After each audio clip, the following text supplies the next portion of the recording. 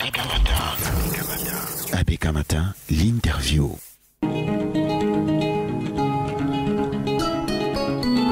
Sidonie Fikak reçoit le docteur Yambé Timba. Bonjour docteur Yambé Timba et bienvenue sur ABK Radio. Surtout, bon début de semaine à vous. Bonjour Madame Fikak, bonjour à tous ceux qui sont en studio et à ceux qui nous écoutent et bonne semaine à tout le monde. Merci. Docteur Yambé Timba, le Cameroun et le Zimbabwe viennent d'exprimer leur intérêt à rejoindre les BRICS au prochain sommet prévu au mois d'octobre 2024 dans le but de booster leurs économies. Cette démarche du Cameroun est-elle à saluer et pourquoi selon vous? Je crois que le Cameroun, c'est une bonne chose de penser à rejoindre les BRICS. Oui. Mais le Cameroun ne doit pas oublier que rejoindre les BRICS suppose le respect d'un certain nombre de conditions d'organisation interne. Il faut d'abord revoir l'architecture interne du pays parce que les critères aujourd'hui, pour l'essentiel, sont connus. Oui. Donc, je peux vous assurer que, sauf extraordinaire, dans la situation actuelle du Cameroun, nous n'avons aucune chance. Aucune. Donc, c'est plus. Et les experts en relations internationales du Cameroun ne peuvent pas dire qu'ils ne le savent pas. S'ils disent qu'ils ne le savent pas, c'est encore plus grave. Et la question de l'incompétence que je soulève tous les jours ne vient qu'une fois de plus que de se confirmer. Oui. Dans la situation actuelle, nous ne pouvons pas rejoindre les BRICS. Les critères d'adhésion au BRICS, on les connaît depuis le dernier sommet. Donc, comment est-ce qu'on fait pour dire qu'on va rejoindre les BRICS alors qu'on ne satisfait pas les critères minimums? C'est quoi les critères d'adhésion aux BRICS, Dr Yambé Timba? C'est d'abord le respect des principes. Oui. L'ensemble de principes qui ont guidé les BRICS depuis leur avènement et qui se consolident avec le temps. Au cours des 15 dernières années, parce que c'est depuis le premier sommet de 2009 qu'on peut commencer à voir quels sont vraiment les critères, quels sont ces principes. Vous avez 4 principes fondamentaux. Oui. Vous avez le principe du développement mutuel. Parce que l'économie, si vous voulez, la base sur laquelle se pose cette plateforme de BRICS. Alors, il y a donc quelque chose là-dedans qui fait que les BRICS aujourd'hui, qui combattent une sous-représentation dans les institutions financières mondiales, eh bien, vont commencer à répondre à cette question à travers, par exemple, la création de la banque, la nouvelle banque de développement, qui est dotée de 100 milliards de dollars, ce qui rappelle d'ailleurs le Fonds monétaire africain que Kadhafi, dont il faisait la promotion à l'époque, et qui devait être doté à l'époque de 100 milliards de dollars. Oui. Alors, on a un gros problème dans ce sens-là. C'est-à-dire que vous avez un pays comme le nôtre, qui malheureusement n'a pas de monnaie propre, alors qu'il faut avoir sa propre monnaie pour pouvoir s'engager pour que les BRICS vous acceptent. Et donc ce principe-là, le premier, celui du développement, signifie que chaque membre doit pouvoir avoir sa propre monnaie et sa monnaie va donc être intégrée dans le cadre des améliorations qui sont désirées et qui sont souhaitées parce que ça permet à chacun de s'exprimer de manière tout à fait convenable. Et le fait d'avoir sa propre monnaie, par exemple, va aller dans le sens justement du multilatéralisme et non pas du monde unipolaire qui est dominé par le dollar.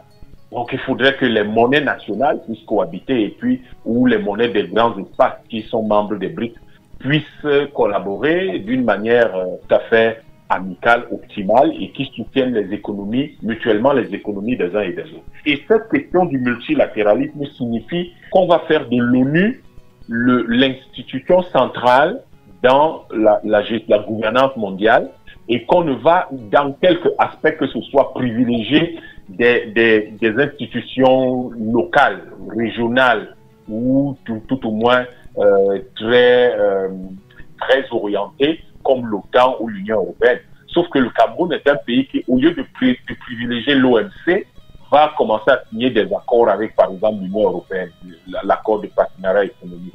Donc tout ça, en réalité, met le Cameroun dans une situation de hors-jeu. Le troisième critère qui est la réforme de la gouvernance mondiale de façon absolument rigoureuse va cibler le fait que le Cameroun va cibler le fait que les BRICS vont dire à ces gens-là, et vous avez vu les changements qui sont intervenus, les grandes institutions comme la Banque mondiale, Pendant longtemps, c'est un Américain qui dirigeait, le FMI, c'était un Européen. En fait, il dirigeait le monde. Mais vous voyez qu'aujourd'hui, ça bouge un peu. Il y a un Indien qui a accédé à la présidence de la Banque mondiale, des choses comme ça. Oui. Le Cameroun, dans cette mouvance-là, pour qui a voté le Cameroun lors de ces élections à la Banque mondiale, à la présidence de la Banque mondiale?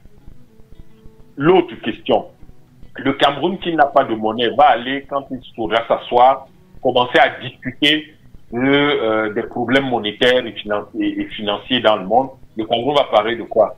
D'un bon du trésor français pendant que les BRICS sont assis et que les BRICS estiment qu'ils doivent avoir des monnaies souveraines, donc des monnaies souveraines. On a là un gros problème et on a le sentiment également qu'en termes de réforme de la gouvernance mondiale, il faudrait que le Cameroun ait une place très précise, une position claire. Oui. Et puis enfin la solidarité. Il y a la solidarité entre les pays, l'assistance mutuelle en cas de catastrophe, le respect de la souveraineté de chacun. Et puis l'intégrité, c'est le respect de l'intégrité territoriale de chacun. Le Cameroun ne se prononce presque jamais sur les pays qui sont agressés en Afrique. Le Cameroun ne prend presque jamais position sur les conflits internationaux. Vous allez donc vous retrouver devant des gens qui prennent des positions claires et vous n'avez jamais de position, comment vous allez faire. Mais il y a même, en termes d'architecture intérieure du pays, si vous prenez les 4 principes, vous avez un gros problème. Le développement économique, mais vous ne pouvez pas développer votre pays si vous n'avez pas de monnaie. La preuve, les derniers pays dans le monde, ce sont les pays où on utilise le franc CFA. Et le Cameroun ne fait aucun effort pour sortir du franc CFA, malgré les appels des panafricanistes tribuniciens camerounais. Depuis 15 ans, dans les médias camerounais, ils parlent, ils crient, ils rappellent, ils expliquent, ils montrent comment on fait.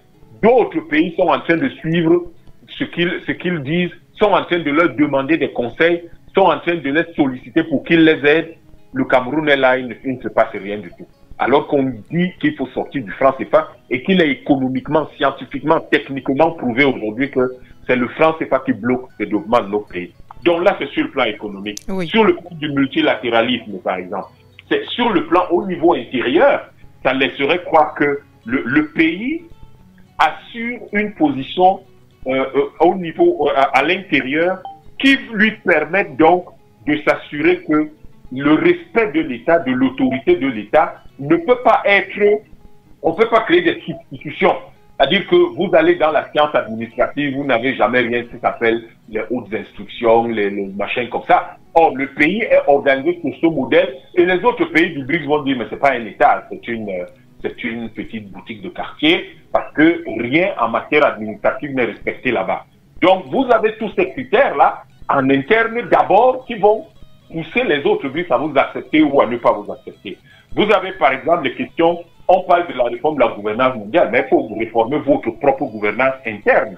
C'est-à-dire que, est-ce que chez vous, on a le sentiment que le pouvoir est distribué de manière équitable entre les composantes de votre pays? Mais vous n'avez pas ça au Cameroun. Vous n'avez pas le sentiment que le pouvoir est distribué de manière équitable entre les composantes internes du pays. Donc, ça disqualifie tout de suite le Cameroun parce que les autres pays veulent évoluer vers une certaine qualité de la gouvernance mondiale. Donc, cela doit être assis sur une certaine qualité de la gouvernance interne. Vous ne pouvez pas dire on veut un monde meilleur, mais vous ne commencez pas par aménager correctement votre propre pays. Et enfin, la question de la solidarité, le Cameroun, oui. il n'est pas on ne peut pas dire que le Cameroun, au moins sur ce plan, est totalement exclu. On a vu le Cameroun au Cambodge, on l'a vu à Haïti, on le voit en Centrafrique, on l'a vu pousser dans la lutte contre Boko Haram vers le Nigeria. Mais il reste que sur les grands conflits dans lesquels les pays membres, les premiers membres des BRICS sont impliqués, le Cameroun ne réagit pas, ne prend pas position. Et ce manque de solidarité est un problème. Et au niveau intérieur, dans un pays où les rapports entre les plus riches et les plus pauvres sont disproportionnés, dans un pays où la misère du peuple est extraordinaire, alors que quelques-uns vivent dans un luxe ostentatoire grâce, c'est la NIF qui le dit, c'est l'antique, l'organisation qui lutte contre la corruption. C'est eux qui disent que les gens détournent des centaines et des milliers de milliards par an ou par période. Donc, ce pays gangréné par un tel niveau de détournement de fonds publics, comment peut-il marcher avec les Émirats arabes unis où on ne connaît pas ça? Comment peut-il fonctionner avec la Chine où vous savez que même simplement la corruption à l'international vous vaut la peine de mort? Un pays dans lequel il y a une telle misère, comment un pays comme celui-là, qui est en plus un pays de droite, alors que tous les membres des BRICS aujourd'hui ont des politiques de gauche, mais comment on va faire ça? Les ojulacistes, ça c'est la droite française. Et ceux qui dirigent le pays aujourd'hui, ce sont des ojulacistes et ce sont donc des gens qui sont des conservateurs, comme on dit dans le langage international, mais dans le lexique français, on appelle ça la droite. Bon, le Cameroun est en contradiction flagrante avec les BRICS et on ne comprend pas très bien cette volonté d'entrer dans les BRICS en fait. Donc il y a là un gros problème et le Cameroun a donc intérêt à réorganiser d'abord, à refaire son architecture intérieure, son architectonique politique intérieure et à s'élever vers des ambitions d'un pays digne, d'un pays sérieux, d'un pays administrativement clair, propre, rigoureux, sérieux. À ce moment-là, je crois qu'il faut prétendre entrer dans les BRICS et un pays qui a sa monnaie. On n'a pas de monnaie, on va pas aller s'asseoir pendant que les gens parlent de leur monnaie. On fait asseoir. Parce que si le Cameroun s'assied quand les autres parlent de leur monnaie, ça veut dire qu'on va parler de la France. Est-ce que les BRICS ont besoin de parler de la France? Ils ont interdit, ils ont refusé la sollicitation du président français d'assister au dernier sommet. Vous venez vous asseoir et vous commencez à parler non seulement la langue française, vous n'avez pas votre propre langue, alors que tous les autres pays des BRICS, ça c'est aussi quelque chose qu'il faut noter, parlent leur langue. Et vous venez, vous n'avez pas de monnaie, vous avez un bon du trésor français, vous vous asseyez au milieu des gens qui ont leur monnaie. Quel est est-ce que vous n'avez pas la capacité de voir avant que vous avez des problèmes préalables à régler avant de vous poser une telle candidature? Oui.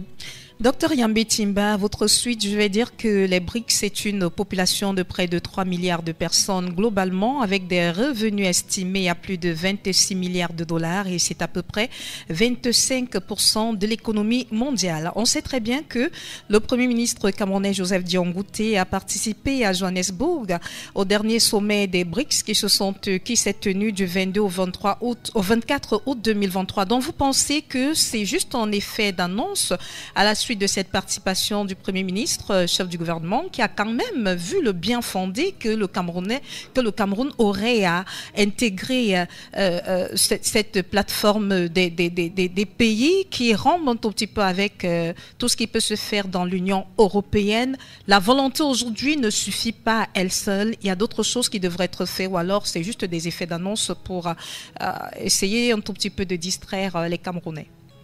La question que l'on va se poser en premier, c'est qu'est-ce qu'ils sont allés faire en Afrique du Sud? Parce qu'en réalité, leur démarche montre que de deux choses, soit ils n'ont rien compris à ce qui se passait là-bas, soit comme peut-être qu'ils sont allés faire du shopping. Parce que je viens de vous donner un certain nombre de critères. Oui. Quand vous regardez ces critères, il faut qu'ils sachent, dans l'annonce du Cameroun, on a l'impression que c'est quelque chose, c'est une volonté politique. C'est d'abord pour eux un objectif politique. Les BRICS, ce qui est fondamental, c'est l'économie, c'est pas la politique. À partir de là, il faudrait que le gouvernement du Cameroun s'asseye de nouveau et écoute et essaye de comprendre. S'ils n'ont pas compris, on peut leur dire ce qui se passe vraiment là-bas. Parce que là, on se demande, mais qu'est-ce qui leur est arrivé? De quoi ils parlent? Vous avez un certain nombre de prérequis que vous n'avez pas réglé. Alors, madame, par rapport tout à l'heure aux chiffres que vous donniez de ce que sont les BRICS, non. Ce que vous venez de dire là, c'est ce que raconte la Banque mondiale, c'est faux. Les BRICS, aujourd'hui, ce n'est pas 3 milliards d'habitants. Les BRICS aujourd'hui, c'est autour de près de 4 milliards. C'est près de 4 milliards d'habitants. Oui. Hein?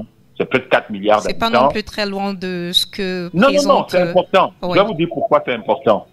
Si vous dites que les BRICS, c'est 40% de la population mondiale et vous dites que c'est 45% de la population mondiale, ça a un effet historique important. Oui. La raison pour laquelle vous voyez le monde organisé tel qu'il est organisé autour des institutions de Bretton Woods, c'est parce que les pays colonisateurs de l'OTAN là représentaient 45% de la population mondiale en 1944. Donc ce n'est pas gratuit, même si c'est 1% de moins, ça a une signification historique, ou de plus, ça a une signification historique. Et les détails comme ça sont très importants lorsqu'on analyse les problèmes au niveau international. Donc, eux, c'est 45% de la population mondiale, un peu plus légèrement plus, et ils ont, en termes de PIB, on dit 25%, mais c'est pas vrai. ils sont autour de 31%, alors que les autres sont à 30%. Donc, ce qui se passe, c'est que quand vous dites qu'ils sont à 25%, ça reste petit. Quand vous dites qu'ils sont à 31%, et avec les BRICS plus aujourd'hui, ils sont autour de 35%, et les pays de l'OTAN sont à peine à 30%, ça montre que le monde a basculé. Mais si vous ne dites pas ça comme ça, on ne comprend pas pourquoi un pays comme le Cameroun peut éventuellement avoir intérêt à y entrer. C'est que le monde a basculé, les autres représentent 35% du PIB mondial, BRICS plus, l'OTAN, les anciens pays colonisateurs là, ils sont à 30% et on pense que d'ici 2050, ils seront à moins de 15%. Ils représentent 6% de la population mondiale. 6%. Pendant que les autres représentent plus de 45% de la population mondiale. Quand vous mettez ces chiffres-là sur la balance, vous voyez très bien que ça pose un problème de stratégie et ça explique pourquoi un certain nombre de pays aujourd'hui sont de plus en plus intéressés par les BRICS. Le centre du monde a changé. Et donc, les pays comme le Cameroun qui disent on veut intégrer les BRICS, non, mais ce n'est pas une organisation politique, ce n'est pas la CEAC, ce n'est pas la CEMAC. Même si on dit que c'est la communauté économique, mais en fait on fait plus de politique que d'économie, puisque vous n'avez aucune valeur ajoutée économique depuis que ces machins-là existent. Donc, vous avez là une organisation économique sérieuse qui peut créer une banque de développement de 100 milliards de dollars. C'est supérieur à ce que le FMI a commencé à râler, à essayer de se battre pour rattraper ça, alors qu'il n'était pas, parce qu'il n'avait pas 100 milliards de dollars. Et quand ils ont créé la nouvelle banque de développement, c'était pour marquer le coup et impressionner le monde. Et ils ont réussi. Ils ont réussi pourquoi? Parce que le FMI a dû se mettre à jour. Donc, en fait, le Cameroun doit faire quoi? Le Cameroun doit adopter sa monnaie ou amener les pays de la CEMAC à créer leur monnaie ou s'assurer de pousser les pays de la CEAC à finaliser le projet de monnaie commune qu'on a lancé depuis un certain temps et qui traîne là, personne n'en parle en réalité. Vous avez le sentiment que ça arrange tout le monde qui ait un effet d'annonce et puis bon, on ne se gêne pas trop pour faire avancer ou parce qu'on a peur de ci et de ça. Mais quand vous regardez que le Rwanda et la RDC ouvrent des ambassades de l'Ukraine, vous comprenez qu'un tel projet, ce n'est pas pour demain. Donc, le Cameroun doit donc adopter sa monnaie. Il y a des pays beaucoup plus petits, le Bhoutan, le Laos, le Honduras, le Salvador, qui ont leur monnaie. Donc le Cameroun peut avoir sa monnaie. Le Cameroun peut adopter sa monnaie. Le Cameroun, ce qui n'est pas une bonne idée à mon avis, parce qu'il faut une monnaie sous-régionale, une monnaie qui permette de créer les États-Unis d'Afrique centrale. On est beaucoup plus crédible, on est beaucoup plus sérieux. Parce que si on arrive là, on a 30 millions d'habitants. Vous allez me dire, oui, mais 30 millions d'habitants, c'est supérieur à la population de Dubaï. Sauf que le PIB de Dubaï est supérieur au PIB de toute la CEAC, c'est-à-dire les 11 pays d'Afrique centrale. Le PIB de Dubaï, 567 milliards, alors que le nôtre, tous les 11 pays là, c'est 561 milliards. Donc, vous comprenez que les grandeurs dont il faut tenir compte, ce n'est pas un jeu. Ce n'est pas qu'on se lève, on dit, ouais, je vais entrer dans les BRICS. Vous représentez quoi? Vous avez un PIB de 50 milliards de dollars. D'ailleurs, c'est même un peu moins, dans les 48 milliards, 45 milliards de dollars. À peine un onzième ou un 12e du PIB de Dubaï. Et vous voulez aller vous asseoir pour parler de quoi? Je n'ose même pas parler de la Russie, du Brésil, etc. Ce n'est pas l'ONU. Il ne faut pas que les diplomates camerounais s'imaginent ou le gouvernement camerounais s'imagine que c'est l'ONU. Ce n'est pas l'ONU. Ce n'est pas l'ONU là-bas. Docteur Yambé-Timba, le sommet auquel a pris part le Cameroun, c'était à l'invitation des pays membres du BRICS. Est-ce qu'ils n'ont pas pensé... Ce n'était pas pour que le Cameroun vienne dire qu'il veut être membre des BRICS. L'Afrique du Sud, c'est 450 milliards de dollars de PIB. 450. Pourquoi inviter donc le Cameroun à prendre part à un tel sommet si au final on ne voudrait pas qu'il espère participer à fait, être membre du BRICS? Non, on a invité plein de gens. C'est une question de stratégie. Je ne suis pas en train de dire que le Cameroun ne doit pas devenir membre des BRICS, mais j'estime que l'entité Cameroun est trop petite, trop faible et trop incompétente pour intégrer les BRICS. C'est ça que je dis. Est-ce que tel que c'est organisé aujourd'hui, donc il faut refaire totalement le Cameroun. Et je crois que la stratégie de dire le Cameroun va intégrer les BRICS, elle est mauvaise. La chose qu'il faut intégrer dans les BRICS, c'est soit les États-Unis de l'Afrique centrale, sous la forme de la CEMAC, transformée en un seul État, ça peut être un État fédéral, soit la CEAC est transformée en un État fédéral. Donc là, ça a du sens. La CEMAC, ce serait 3 millions de kilomètres carrés, 100 millions d'habitants. C'est quand même plus intéressant.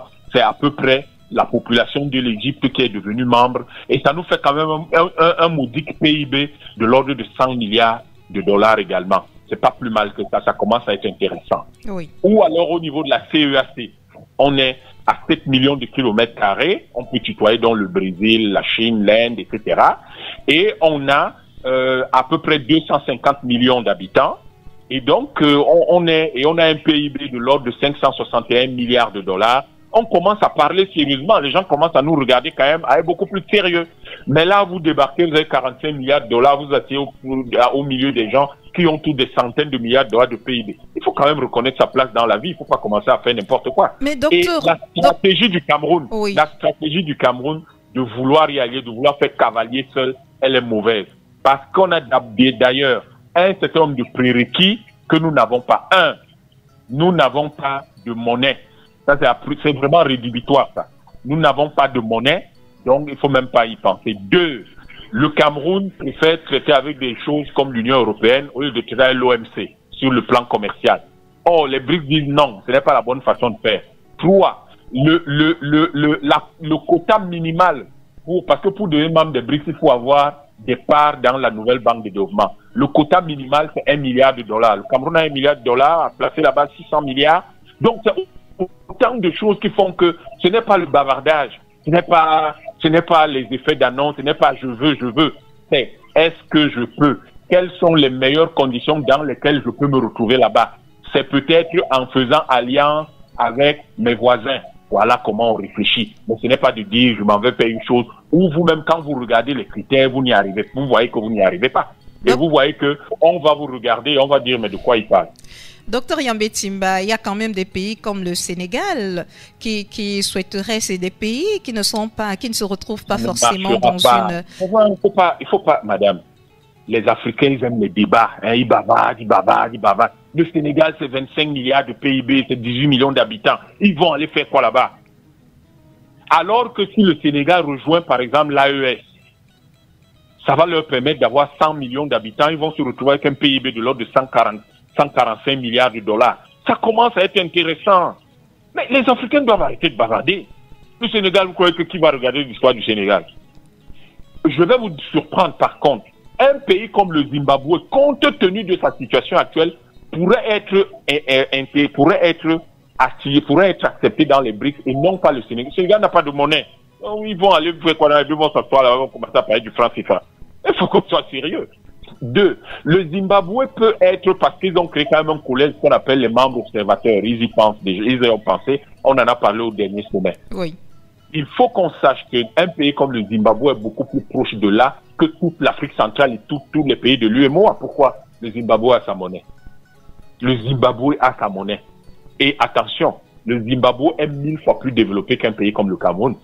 Le problème, c'est que comme on est dans notre village ici et qu'on tourne là, on mange le mbongo, le ndolé, le konchap et puis le baoba, on croit que c'est un pays développé. On est un pays pauvre. Hein. Le Zimbabwe et le Cameroun, c'est le jour et la nuit. Donc, ce qu'on doit savoir, c'est qu'un pays comme ça qui a sa monnaie, sur le plan économique, tient le critère le plus important. Et donc, dans le cadre de la nouvelle monnaie des BRICS, ce pays-là, le panier de monnaie, il pourrait être beaucoup plus intéressant parce que lui, il a sa propre monnaie. Les autres qui bavardent là, le Cameroun, le Sénégal, c'est pas parce que vos noms sont très connus en zone francophone. Quand vous allez dans les zones anglophones, le reste de l'Afrique, quand on sort de l'Afrique centrale et de l'UEMOA, pas de toute la CEDEAO, hein, de l'UEMOA. Les autres pays ne représentent rien du tout. On ne parle même pas du Cameroun, on ne parle même pas du Sénégal. Vous croyez que quand vous arrivez au Kenya, les gens parlent du Cameroun ou du Sénégal? Pas du tout. Pas du tout. Quand vous arrivez en Éthiopie, est-ce qu'on parle du Sénégal, du Cameroun? Pas du tout. Vous ne connaissez pas ces pays-là. Il ne faut pas confondre le fait qu'ils sont là, l'Union africaine. Non pas l'Union africaine, c'est une petite enclave à Addis Abeba, c'est pas grand-chose. Donc, nos pays doivent comprendre une chose. Les BRICS, ce n'est pas une histoire d'ego. Ce n'est pas une histoire de je vais, ou on va. Les BRICS, c'est une histoire de stratégie. Quelle est la bonne stratégie pour que nos peuples connaissent et aient une meilleure qualité de vie? ce n'est pas de pouvoir dire nous sommes membres des BRICS. Les BRICS, ça ne les intéresse pas. Sinon, ils n'auraient pas rejeté les candidatures de l'Algérie, de plein d'autres pays, de l'Indonésie. Donc, il faut comprendre. Oui. Docteur Yambé Timba, vous avez parlé de la nécessité pour le Cameroun d'avoir déjà sa monnaie pour espérer rejoindre les BRICS. Et puis, de l'autre côté, vous avez parlé des États de la CEAC qui devraient se mettre ensemble pour pouvoir espérer adhérer aux BRICS, mais on se pose aussi la question de savoir est-ce que ces États sont prêts à adhérer aux BRICS. Le Cameroun manifeste son désir d'adhérer aux BRICS, mais les autres pays de la CEAC ne l'ont pas forcément fait savoir. Est-ce qu'il faudra pour le Cameroun attendre que les autres pays en prennent conscience, en aient envie, pour qu'ils puissent avancer dans les autres démarches? Par rapport à ce que vous avez dit, on comprend que même si le Cameroun venait à ce jour à avoir sa propre monnaie, il serait tout de même difficile pour ce pays, pour notre pays, de pouvoir être accepté aux BRICS. Ça, c'est clair. Nous sommes lilliputiens. Nous sommes un tout petit État et c'est un peu compliqué d'avoir sa place parmi les BRICS. Mais il faut que le Cameroun, on ne court pas. Hein? La course de l'enfant, c'est le matin. Donc, il ne faut pas qu'on fonctionne comme des enfants. On doit pouvoir, nous sommes des adultes, on dirige un pays, on est dans le monde, et puis on est allé en Afrique du Sud, on a vu.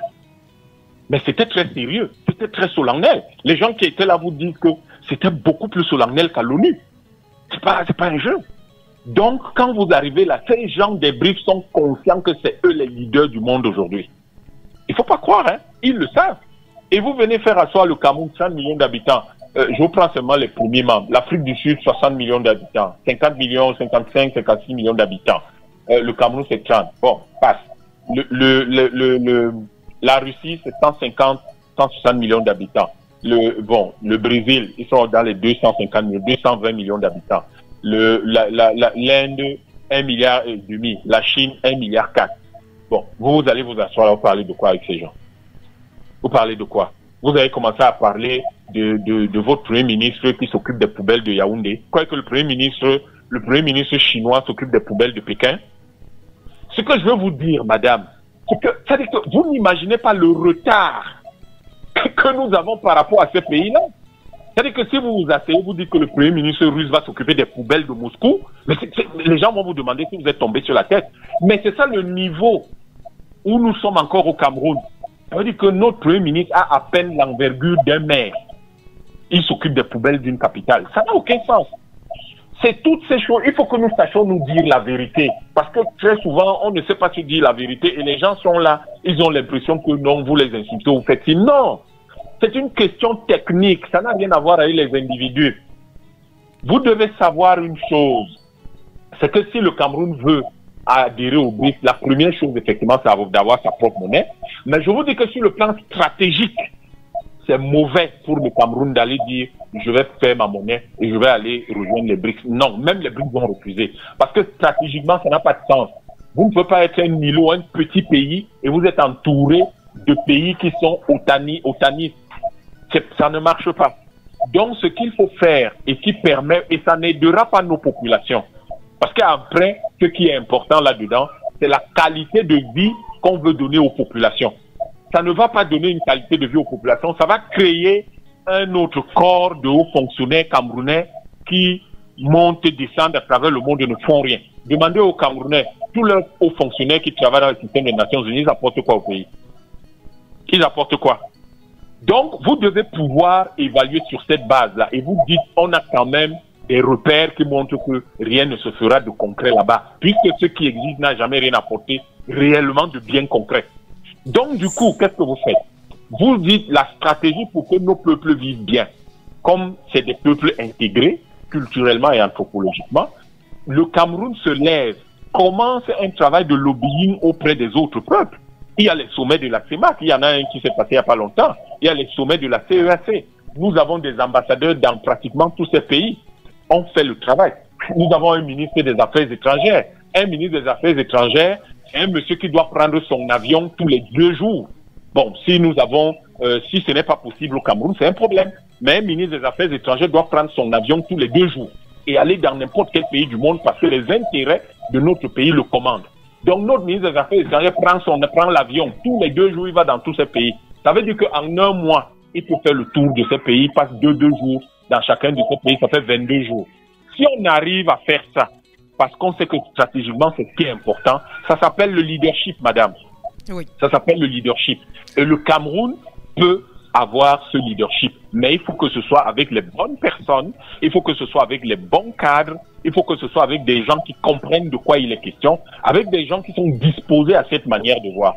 La bonne façon, l'idéologie, ou si vous voulez, la démarche politique qui est cohérente avec le monde multipolaire des BRICS aujourd'hui, c'est en réalité la démarche panafricaniste. Vous devez pouvoir réunir les Africains. Si nous ne sommes pas capables de réunir ne serait-ce que quelques pays, ça veut dire qu'on n'est pas capable de faire grand-chose au niveau international. Et ça veut dire que nous sommes bloqués par l'ojulatisme, c'est-à-dire les compromissions avec la France, et c'est-à-dire l'incapacité à rejoindre le combat des Camerounais qui veulent libérer leur pays, qui veulent connaître la liberté. Sauf que, à partir du moment où vous savez que les Oumyové et les Boganda travailler ensemble, les Youlou, les Tombalbaye, etc. Ça veut dire quoi? Ça veut dire que vous reprenez ce leadership, cette base historique, et vous essayez de convaincre tous les autres pays de se réunir en un bloc puissant, parce que plus vous êtes unis, plus vous êtes forts. Et c'est ça qui vous permet, donc même quand vous arrivez au niveau des BRICS, de pouvoir dire quelque chose. Tous les pays africains là, tous les pays africains où on utilise le franc CFA là, tous ces pays, quand vous les observez, vous allez constater une chose fantastique. Quand leurs présidents prennent la parole à l'ONU, la salle est vide. Ça montre à quel point ils ne sont respectés par personne, ils ne sont pris en considération par personne, même pas par leur propre père, qui ne suivent pas leur discours à l'ONU. Donc nous avons besoin de retravailler cette architectonique interne, cette architecture interne de notre propre pays et de notre propre sous-région, avant de nous propulser à ce niveau. Si aujourd'hui vous dites le Cameroun prend son bâton de pèlerin en 1 mois, 2 mois, 3 mois, 6 mois, réussit à convaincre la CEAC, les 11 pays, de former un État fédéral, les États-Unis d'Afrique centrale, mais c'est les BRICS qui viendront nous chercher. C'est les BRICS qui viendront nous chercher, ce n'est même pas nous qui irons vers les BRICS. Le problème, c'est que on ne sait pas créer de l'attractivité. On sait seulement croire qu'on va adhérer à des associations politiques. Non, il faut créer de l'attractivité. Est-ce que le Cameroun, pour un pays comme le Brésil, est attractif? Pour un pays comme la Russie est attractif? Est-ce que c'est attractif pour les Émirats Arabes Unis? Est-ce que ça l'est? Non, ce n'est pas... Or, si on est aujourd'hui à 250 millions d'habitants, 7 millions de kilomètres carrés, avec des réserves d'or estimées à des dizaines de milliers de milliards de dollars, avec la capacité donc de construire le barrage d'Inga, qui fait 25 000 mégawatts et qui peut électrifier toute l'Afrique centrale. Vous voyez qu'on devient attractif. On a des choses qu'on peut vendre qui sont intéressantes pour des pays qui ont un tel niveau, une telle envergure au niveau international, et pour une organisation comme celle-là. Mais vous ne créez pas les conditions d'attractivité. Vous êtes là à jouer avec le petit ego national. Vous restez sur les frontières héritées de la colonisation, des espèces de choses absolument inacceptables comme celle-là qui montrent le niveau de soumission à la colonisation qui est le vôtre, et vous dites que vous voulez rejoindre les BRICS. Non, vous ne pouvez pas rejoindre les BRICS. C'est un monde multipolaire, c'est un monde de la solidarité. Et la solidarité veut donc que si le Cameroun trouve que les BRICS c'est intéressant pour son peuple, pour la qualité de vie de son peuple, le Cameroun prend sur lui d'aller donc par solidarité regrouper toute l'Afrique centrale, oui, en leur disant il y a quelque chose de bien là-bas, il faut qu'on aille chercher ça ensemble, mes frères. Ça va nous permettre de construire notre souveraineté, notre liberté, notre indépendance, notre puissance, notre prospérité et notre sécurité. Donc c'est autant de choses qu'il faut avoir en esprit. On n'a pas ça en esprit, on se lance, on dit qu'on est le Cameroun, veut entrer dans les BRICS. Est-ce que les prérequis sont satisfaits? Merci, docteur Yambé Timba, pour votre passage de ce jour encore. On parlait de la volonté pour le Cameroun d'adhérer aux BRICS et vous nous avez davantage édifié sur la question, les différents prérequis que devrait avoir le Cameroun pour espérer être accepté dans cette organisation. Merci d'être passé par ici encore ce matin. Bonne journée à vous. Bonne journée, Madame Kikash. Bonne journée à toute votre équipe et à tous ceux qui nous ont écoutés. Merci. Docteur Yambé Timba, économiste, est un invité de Sidonie Fika. Abé Kamata.